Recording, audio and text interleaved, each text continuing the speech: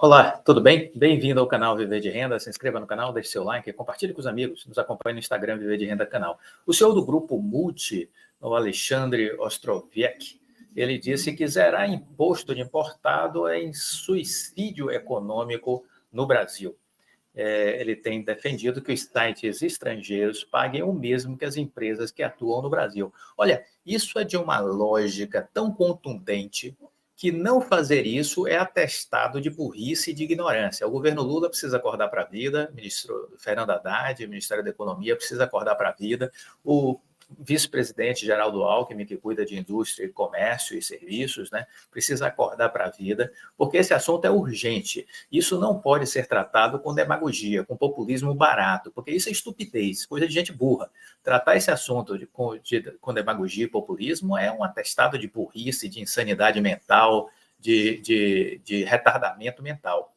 Então, a gente precisa acordar para a vida e resolver essa solução. As empresas que estiverem vendendo produtos de baixo custo no Brasil precisam estar equiparadas com as empresas brasileiras, em condições de igualdade. Então, eu estava vendo outro dia que para um valor de $50, por exemplo, que uma empresa vende um produto de $50 no estrangeiro para um consumidor brasileiro, se fôssemos considerar a realidade brasileira, não sairia este produto de $50 aqui no Brasil por menos de R$ 700.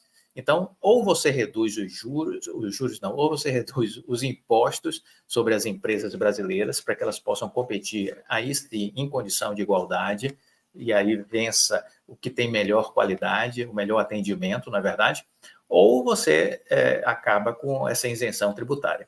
Isso assim, de uma clareza de alto poder cristalino. Ou o governo entende isso e resolve este problema, ou vai sangrar a economia brasileira, porque diversas empresas vão fechar do varejo, vão demitir, isso vai afetar diversos outros negócios, isso vai ser um efeito dominó. Então, já passou da hora de resolver esse problema. Disseram que a mulher do presidente se meteu nesse assunto, que por isso que as empresas, sobretudo as chinesas, foram preservadas de qualquer tributação. Olha, isso não pode ser tratado pela mulher do presidente. Definitivamente, esse não é um assunto para a mulher do presidente estar tratando, pelo amor de Deus, né? Isso não pode ser um país mequetrefe, né? Isso precisa ser tratado por gente que entende do riscado, que pode fazer e coletar informações úteis e inteligentes para tomar a decisão. Não pode ser feito na cozinha do presidente da República, na sala de estar do presidente da República, tomar decisões desse tipo, né? Definitivamente, se isso aconteceu, está tudo errado. Pois bem, o CEO do Grupo Multi, o Alexandre, ele deu uma entrevista e disse o seguinte: empresas brasileiras que investem, fabricam e empregam no país estão sofrendo uma tributação média de 40% sobre produtos de consumo. Manter esses impostos exclusivamente para brasileiras, ao mesmo tempo em que zeramos impostos para plataformas de e-commerce internacional, isto é um suicídio econômico. Eu diria que é uma estupidez, uma burrice, uma ignorância sem tamanho. Então, é essencial que todos tenham uma tributação igual, seja no Brasil ou no exterior. Um produto de $50 no exterior, então vamos colocar aí R$ 250, com todos os impostos, ficaria por mais de R$ 700 no varejo brasileiro. Então, essa isenção a médio prazo causará uma destruição da maior parte dos mercados formais de consumo no Brasil. Hoje é cobrado um imposto de importação de 60% sobre remessas enviadas de pessoas jurídicas para pessoas físicas. Aí o repórter disse: o ministro Fernando Haddad disse que uma nova alíquota será definida em uma segunda etapa. A pressa por parte do mercado nacional, ele disse, o Alexandre, é crítico que o governo se apresse para resolver a questão. Imagine, por exemplo, que você precise comprar um pacote de meias. O pacote fabricado no Brasil tem 40% de imposto no preço, encarecendo o produto. O pacote que vem do exterior tem zero. O consumidor vai optar pelo mais barato, o que é compreensível, justificável, mas se essa distorção não for corrigida, a fábrica de meias vai fechar e todos os trabalhadores serão desempregados. A loja que revende as meias vai fechar e os vendedores ficarão desempregados. O restaurante ao lado da fábrica de meias, que atende os operários, vai fechar e assim por diante. É o efeito dominó que eu falei. Qual seria, então, o equilíbrio entre o varejo e o marketplace internacional? Equilíbrio é garantir que o imposto de importação cobrado das plataformas seja igual à soma dos impostos efetivamente pagos pelas empresas que atuam no Brasil. Todos pagando a mesma carga tributária e competindo de igual para igual no mercado. Isso é tão lógico, né, que me surpreende a demora de resolver o problema. Fernando Haddad, ministro, por favor, acorda para a vida, põe o pé no chão e corre para resolver isso. Isso é urgente, não cabe mais demora, não cabe mais demora. É preciso urgência, urgência. Bom, a gente falou que o caixa da Oi é suficiente para garantir até a entrada de dinheiro novo, mas quem disse isso foi o CEO da empresa, né? O nosso queridíssimo Rodrigo Abreu. Lembra dele, né? Como esquecê-lo? Como esquecer o Rodrigo Abreu? Não tem como, na verdade. Ele está aí, vamos dizer, na nossa lembrança como aquele que desdisse tudo que disse antes. Ou seja, o que fazer quando você perde a confiança numa empresa? Essa é a pergunta que você precisa ter a sua resposta. Warren Buffett diz que quando a gente perde a confiança na gestão de uma empresa, a gente tem que sair da empresa. Essa é a lição que Warren Buffett nos passa. A empresa tem baixa cobertura de analistas, teleconferência de resultado da Oi, recuperação judicial tem sido marcada por perguntas de investidores, principalmente de pessoa física. Na apresentação do segundo TRI, ficou clara uma preocupação dos acionistas quanto ao caixa da companhia. Disse o Rodrigão Abreu, o nosso plano inclui uma série de passos para que, obviamente, exista um perfil de caixa que permita à companhia operar adequadamente até que todo esse processo seja concluído com o ingresso de dinheiro novo. O plano divulgado no início desse ano está pendente de revisões em função de negociações com os credores. Ele prevê alguns passos que estão sendo cumpridos, como, por exemplo, o foco muito grande na redução de custos e um acordo com os credores que permitisse a entrada de um DIP, explicou o executivo, citando um modelo de financiamento específico para empresas em RJ. No DIP Finance, o credor passa na frente dos demais na fila para receber o valor devolvido.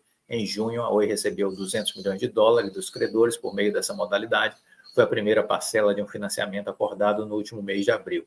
No resultado do segundo TRI, divulgado recentemente, a administração destacou o recebimento da primeira parcela e reforçou a posição do caixa da companhia em 2,6 bilhões, alta de 41% na base anual.